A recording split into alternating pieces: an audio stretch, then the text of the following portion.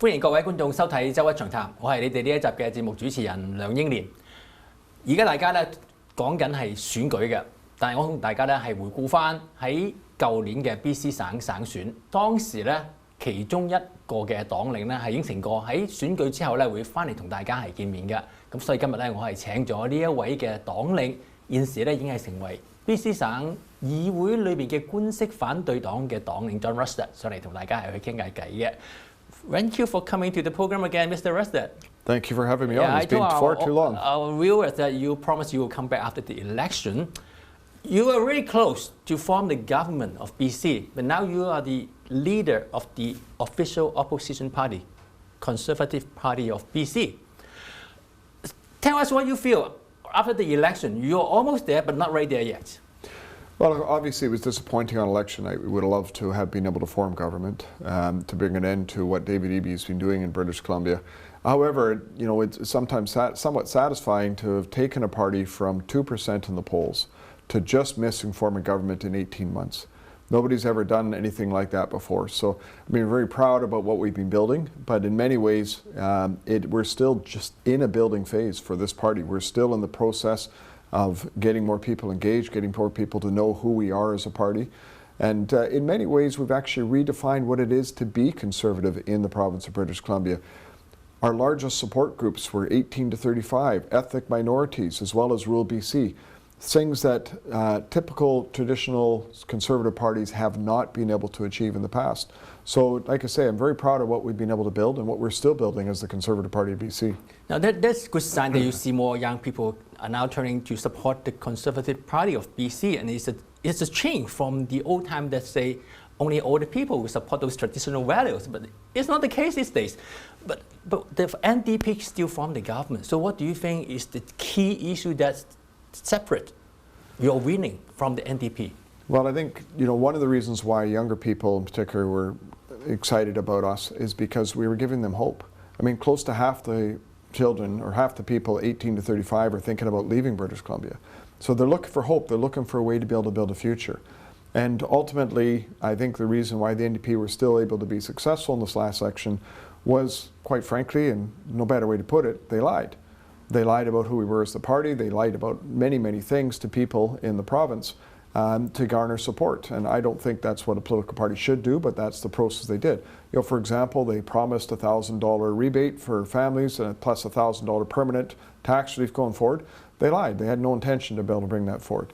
They promised many other things, right? And so, plus they told a lot of false information about who we are, and I think that took some time for people to understand that we are not what the NDP have said we are. Now I still remember a lot of those lies during the elections. The NDP and their supporters and their third-party groups keep on saying the Conservative Party of BC will cut health care and there's going to cut health care funding.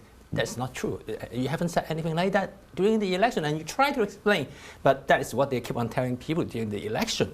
Now, there's another thing I would like to ask you is, during the election or right after the election, even up to now, a lot of people don't understand what you represent, what the Conservative Party of BC represent. And then there's a lot of calling that you are extremists on one hand, but on the other hand, people said, you're going too much to the middle and you are not concentrate on what you told people before of your ideology, of your value. So where are you? You're too in the middle or you're too extreme?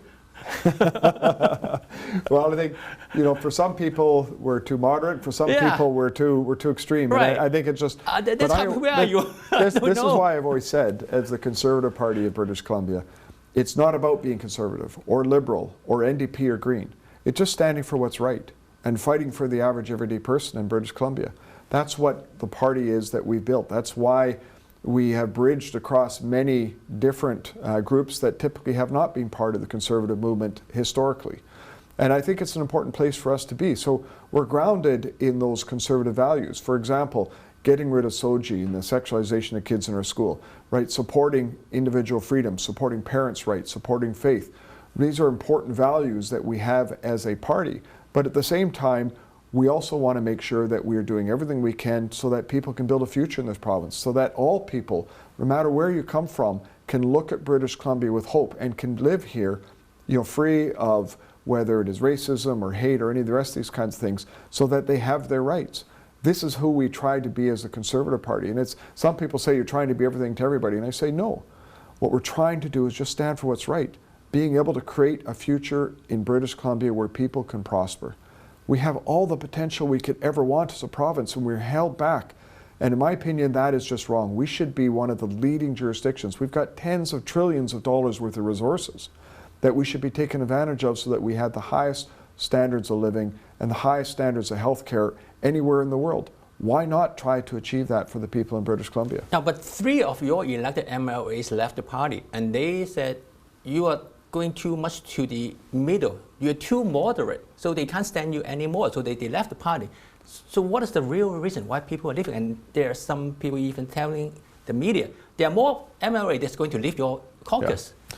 So I don't think there's anybody else that's leaving our caucus. And so when you look at the 3 that left and the reason behind it, it focuses around one individual who put out some information about residential schools and the potential grave sites in Kamloops. And she's absolutely right in that there has been no bodies found in terms of that. However, what she did is she went too far by mocking residential school survivors, mocking one of our colleagues, mocking her grandmother, who is a residential school survivor, who was abused in schools.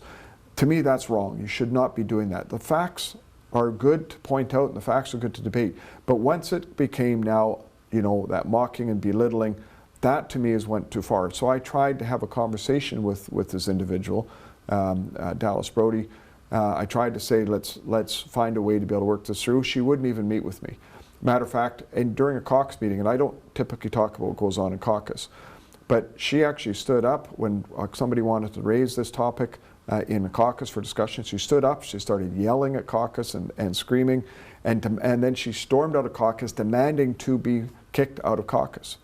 And I'm sorry, you know what I mean? At the end of the day, we need to be focused on many other things, right? This is an important issue, but it is not the sole focus. And to me, there was much more going on. I found out later that this individual, as well as 2 others, had actually been meeting with the clerk's office, talking about how to start a new party. They've been planning on doing this for weeks. And so when you look at that, you think, okay, so some people, just aren't suited for being part of a political movement.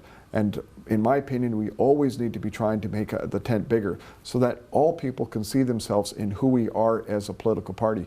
Their views are very different, obviously. They were only focused on a very narrow set of values. Now, do you find it's very difficult to have the party discipline when you give all those freedom to your MLAs, not like the NDP? One person rule everything. You're trying to give freedom to the MLA to speak their mind and to represent the people that they got to vote on. Is it possible to work like that in the caucus? I'm hoping it is, because I think it's important values. Freedom of speech, being able to vote on behalf of your riding. These are important values, I believe, that should be the core of democracy. And unfortunately, this means that you could have some of these problems. But I look at it and I think, if you do not have that, then what are you? The NDP, for example, here in Richmond, the NDP MLA from Richmond, Ms. Green, she's not even allowed to go out and talk about the supportive housing project. Yep. She's not allowed to have an opinion. She's not allowed to say anything.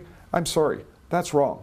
You are elected to represent your riding. You're elected to be out there talking about the issues. You should not be in a situation where the party muzzles you. I think you bring out a very good point regarding democracy. Now we talk about the legislature. The Premier, David Eby, trying to put on this Bill 7, a law he explained is because he wants to fight against Trump's tariff. But in fact, it's more than that.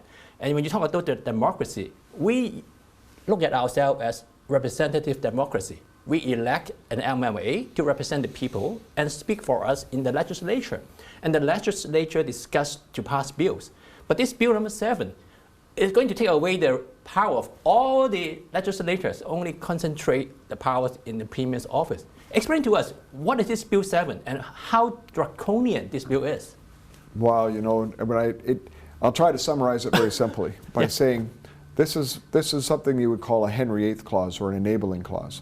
It's a piece of legislation that gives ultimate power to the Premier to do anything they want, to be able to change any piece of legislation, to be able to budget and spend anything that they want, to be able to do any sort of actions that they feel is necessary, including accessing your private information and using it for any purpose they want, bringing in things like bridge tolls or road pricing, any sort of structure that they want to BC without any oversight, without the need to go through the legislature, and he wants it to the end of 2027. And he said it's because he wants to fight against the tariff. Everything has to do with the tariff. Yes, but here's the thing, it's not even just about the tariffs.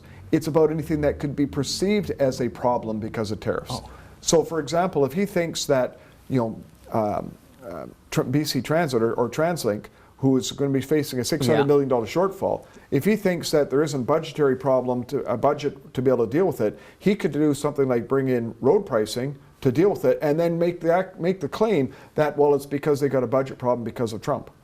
I mean, this is how ridiculous and how draconian this kind of legislation is. But it's important to note, British Columbia is the most diversified trade province of any of the provinces in the country. Right? It's only about 55% or 60% of our trade is with the Americans. All the other provinces have much greater trade with the Americans. Yet no other province is doing this. No other territory is doing this. The federal government's not doing this. Why does David Eby want this power? Why does David Eby want the type of power that you would see in a communist regime, a total dictatorship or authoritarian power, as opposed to trusting the democracy and the democratic systems we have? And I look at that, and there's only one answer, which is David Eby over time has shown more and more that he disrespects democracy, that he wants to just have the authority to do whatever he would like. And now he sees this an excuse for going too far. We're going to do everything we can to fight against this. No, this is a good point. Out of the 13 provinces and territories, only BC want to have this kind of draconian bill to fight with the tariff. And we are not the largest trading partner with the US. Ontario is the biggest. And yes. We are more diversified than Ontario on trade. Why he need this legislation to deal with the issue? I can't understand at all. Well, like I say, I think it's just his approach. When you look at what he's done, he has no problem overriding municipalities. He's no problem, overriding your democratic rights. That's what he has done before. He's done it before, so he's saying, oh, well, if I've done it before and I got reelected, I can even go further. Just think of what I could do. I mean, that seems to be his mindset in terms of what they're doing. I know for a fact that there are lawyers out there, there are companies out there that are looking at challenging this legally. We'll see whether or not this goes forward. But my perspective is really simple. I respect democracy. I respect that freedom, those rights to choose, the right to have your representative in the legislature arguing for or against the issues. And I think taking that away is just wrong. I mean, this is something maybe under something like World War I you would consider doing something like this, not because you have a trade dispute. It's absolutely ridiculous to think that this is the kind of authority that the NDP and David Eby would like. Okay, now we know what is going on with this Bill 7, but you are in the legislation. You are the minority. He has the majority. He has 47 members in the legislature. He can pass the bill easily. Is there anything that you can do and do it with the public to hold back what he's doing? So what we're doing is we're going out there right now, engaging with people in the province. We're holding town halls. We're getting a petition online at conservativebc.com. People can go and sign up, and we're doing as much pushback as we can. We're building, out in the public, getting organizations, getting politicians of various levels to speak out about this. We want to put as much pressure as we can on the government. There are tools that we have in the legislature that we will use to drag this out, to make it as difficult as possible for this piece of legislation to be passed. We're going to do everything that we can to fight, to push back. If the Green Party grows a spine and says, no, you know what, I actually support democracy, I don't support what's going on, we would have a chance to actually defeat this in the legislature. But here's an interesting catch. Just the other week, David Eby said if this doesn't pass the legislature, he would go to the public and ask for a mandate, which is essentially means he's going to go into an election. So we're going to do everything we can to try to defeat this. And if he wants to go to election, I am more than happy to go and fight an election saying, we support democracy, we support the democratic process. He wants authoritarian dictatorial powers. Let's see what the public would like to vote for. So that means in reality, David Eby is making this bill into a confident motion, and the Greens signed a contract with the NDP to support all confident motion. So well, they're not going to vote against it. We'll see whether the Greens support that, because clearly, this is a very authoritarian approach by this government. The last time they did this was absolutely disastrous for the people in British Columbia. I wouldn't expect this to be any different. Okay, now, he wanted to fight against the tariff by President Trump. Yes. And he went to the US to try to find a solution of this situation. Is there anything you would do differently than Premier David Eby on the U.S. tariff? BC lumber, energy, a lot of export to the U.S. With this tariff, we are in bad situation, really bad. Yeah, so here's the reality. We do need to push back against Donald Trump and tariffs. We need to push back. But we also have to understand that why do we have this vulnerability? As a province, we are incredibly vulnerable right now today. Just think, for the last 2 years, between 20 and 30% of the electricity we consumed came from the United States. 100% of the jet fuel we use for YVR comes from the United States. Close to half the food we consume comes from the United States. 85% of our tourism comes from the United States. Right? When you look at everything, we are incredibly vulnerable today. And you want to pick a fight, you want to expand a fight with the Americans, what we need to do is we need to double our own agriculture production. We need to make sure that we have the electricity we need. We need to invest in all these things in British Columbia. We need to get our mines open. We need to get our gas out to market. We need to be able to come to a position of strength so that when we go to the Americans, we can say to them, you're our greatest trading partner, you've been our greatest ally, we're happy to trade with you, but if you don't want our goods, we've got other markets to sell it to. You have to be able to go at a position of strength. You can't go with your hat in your hand and say, please, let us be able to do trade with you. It's one of the reasons why I brought forward the idea of putting a carbon tax on thermal coal being shipped out of Vancouver. 18 million tons a year of thermal coal comes to the United States and is shipped out of Vancouver. So from the U.S., come to BC and go out to the world? By rail out to BC and out to the world. We could put a carbon tax on that and put that money in the trust and then let it accumulate and say, let's get to the table and deal with a softwood lumber agreement. We haven't had a softwood lumber agreement for 8 years. Let's get to the table and have fair and open trade. And we'll return that money to you. You return the money. We got close to $10 billion already in a trust right now with our softwood lumber agreement. But let's get to an open and honest, fair trade. But without leverage, you'll never get there. We are now under the NDP government. NDP is not famous for getting mineral from the ground to ship it to the world or to use it. They try to bury everything under the ground. How can we do it? Well, they bury it in process. So for example, Sweden takes 3 years to get a mine open. Australia takes 3 to 5 years. Chile takes 3 years to get a mine open. It takes us 15 years if you're lucky. And it's a process that is being built up that just makes it next to impossible to actually get our mines open, to be able to do economic driving projects to generate the wealth that we need in British Columbia. And it's the same thing. I mean, today we're at record low business investment, right? We've never seen these kinds of lows, right? Companies, big and small, are looking at it thinking, I don't want to invest in British Columbia. We need to change this. We need to show that you can be successful in this province, that you can support your family, that your children can be able to build a future, be able to buy a home, to be able to raise a family, and most importantly, that we can have successful and high quality standards. In order to do that, we need to be able to get mines open. We need to be able to get our resources. We need to be able to support our forest sector. We need to be able to make sure that if you're in the tech sector or any other business sector, that you can invest here, you can pay good wages, people can earn and afford to support a family, and there's a reasonable expectation for return. We don't have that today in British Columbia. Now, when you talk about the natural resources and energy sector, I still remember when you were in government under the Liberal brand, we were almost ready to have our natural resources development, and we attracted all the investment. We built the port, we built the infrastructure, trying to have our natural resources shipped to the rest of the world. At that time, the US was way back. And now where are those natural resources?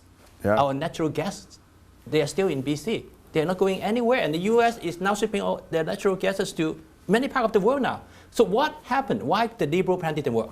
So there was, I think, 20 proposals to build LNG plants in British Columbia. That was so huge at that time. And all of them wanted to progress, all of them were looking at it. And we ended up, the environmental groups fighting us, and the money, a lot of money that came from those environmental groups came actually from organizations in the United States, Tides USA, Rockefeller Institute, many of these sort of things, that gave money to these environmental groups in British Columbia to stop and stymie our ability to export natural gas and liquefy it and export it. And we were ahead of the Americans in trying to do this. Now the Americans have 16 plants up and running, exporting natural gas. Our natural gas, which gets shipped down to the States, They're liquefying it and exporting it. So our natural gas go to the US and they sell it to Europe. Yeah, and well, what they do is it displaces their gas, which then goes to their plants and goes to Europe and other places. And meanwhile, we haven't even got our first one quite up and running yet. This year will be the first major exports of natural gas, of LNG. This is what has completely gone wrong. We need to change this. And we've got a government that's put rules in place that's going to prevent us from having any other major projects happening in BC. It's absolutely crazy. We have tens of trillions of dollars worth of natural gas alone. We should be using that. We should be getting it out to the market. We should be replacing the coal-fired power that is happening in places like China and India and other jurisdictions. We need to be able to take full advantage, not because we want to make some companies wealthy, but because we need the revenue as a province so we can provide health care, so we can drive up wages, so we can help with tax relief for people, to help with affordability. These are the things that we should be focused on. Oh, it's telling us too much. I can't bear it. How are we going to solve this big problem? Well, I still remember. Well, I tell you, the simple way to do it is elect a Conservative government who will solve these problems, because you're not going to get that with an NDP government. It's going to be another 4 years if this confidence motion of Bill 7 passes, and we have to wait a long time to do that. Now, during the election, we talk about other issues as well. One of the big issues, particularly in the Chinese community, is on the illegal drug problem. Now, when we talk about drug in Chinese, we call it poison. Actually, we not those medical drug is a poison. So in the Chinese term, it's more descriptive of what's actually happening. People taking poison, they poison their body, and they will die eventually. But in the English world, it's drug, it's more neutral. Yeah. How are we going to deal with the drug problem? This legalization, everyone can carry 2.5 grams of crack, fentanyl, and the police cannot stop it. Yeah. How are we going to set? So first of all, you are not the government. How can we stop this problem? Safe supply is not safe. It is very dangerous drugs. Yeah, it's a wrong term. It's wrong. It's not safe. I mean, just think, there was a 4-year-old child, a 5-year-old child that died just the other day. And a young girl died in the Chinese community recently because of that. Yes, exactly, right. I mean, these are horrific cases. So safe supply has to go. Decriminalization has to go. It has been a complete failure in British Columbia. I can't walk down the street drinking a beer, but I can walk down the street smoking a crack pipe. Absolutely crazy. I used to laugh, and there was a little meme during the election. There was a plastic straw and some lines of cocaine. And the caption was, one of these is illegal in BC, which was the plastic straw. I still remember the case. They can have a vending machine of there outside a hospital to outside a hospital, a vending machine to go and for free give you crack pipes and give you. It's not a joke. It's reality. Snorting kits, etc. I mean, this is what British Columbia has become. It's crazy. So we need to bring all that nonsense to an end. We need to actually get to a place where we crack down on these dangerous drugs. Fentanyl in particular is extremely dangerous.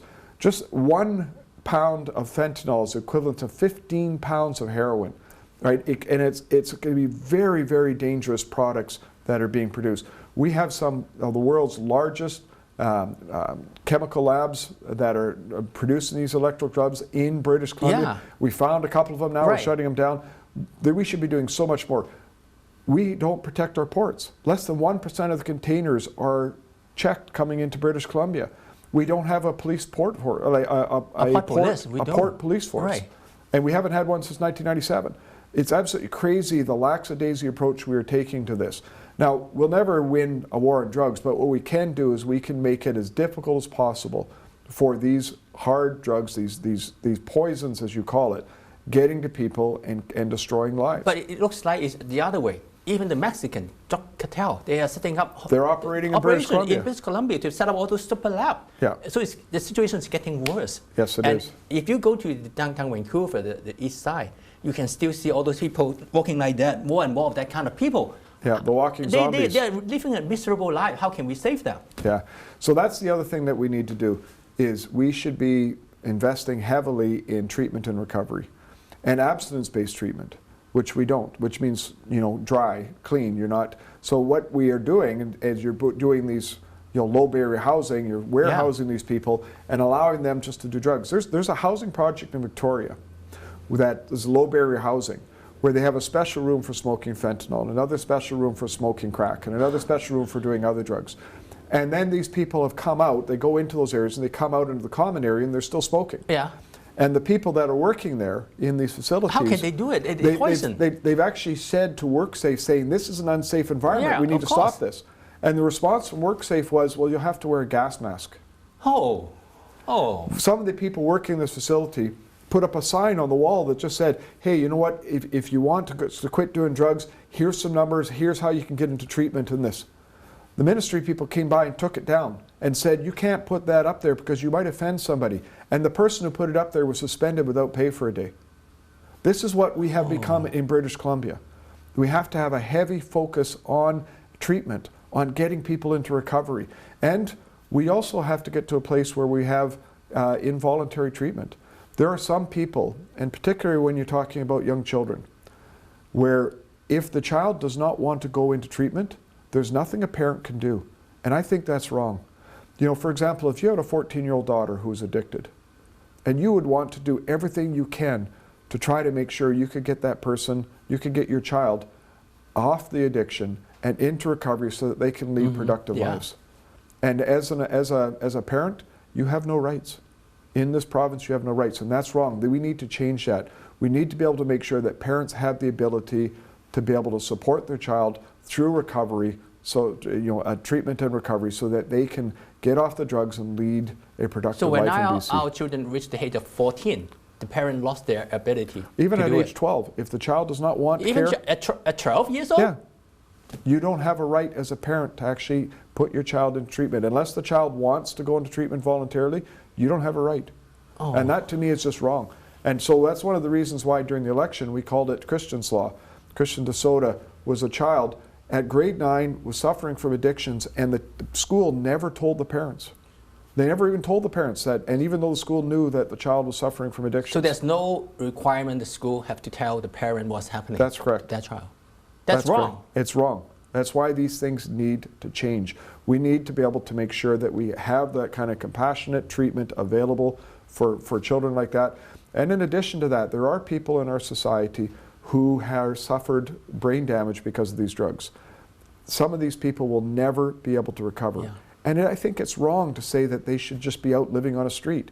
We should actually have long-term care facilities available for these people so that we're compassionate about looking after them as opposed to just having them living on the streets. Like, there's so much change that we need in terms of being able to address the drugs and addictions in British Columbia. It's not compassion to keep those people keep on poisoning themselves and live in such desperate condition continuously. We need to do something.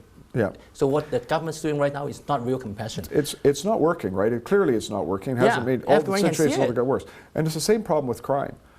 You have many people that are habitual criminals. So for example, the police tell me 20% of the criminals are committing 80% of the crimes. It's that group that we need to be able to make sure we actually get off the streets.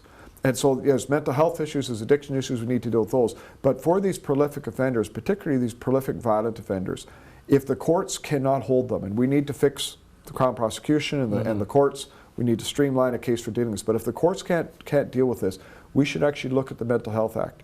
If somebody's at risk of harming themselves or others, they can be held and treated and not released until they're no longer a risk. And so we actually need to start using some of these tools to get these people off our streets so that people can feel safe again. Yeah, as a government, then you have to find a way to deal with the issue. You cannot say, I cannot do anything.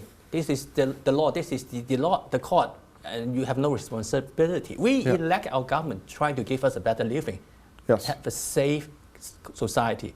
So thank you very much for coming to the program. I know it's not easy. You are not someone just live 10 minutes drive from our studio. You have to come from somewhere hundreds of miles away, and you have to take a flight to come to Vancouver. So thank you very much for coming to our program. My pleasure. I look forward to coming on again before too long. Sure. Thank you, John Rustad, the leader of the official opposition. 係官式反對黨 BC 省嘅保守黨黨領 John Rustad 同大家係解釋咗佢而家所面對嘅各種問題。咁希望我哋嘅觀眾能夠更了解 BC 省嘅運作，係喺每一次嘅選舉，喺每一個議題上面咧，都係發出嚟嘅聲音，令到我哋嘅 BC 省係活得更好嘅。多謝大家，拜拜。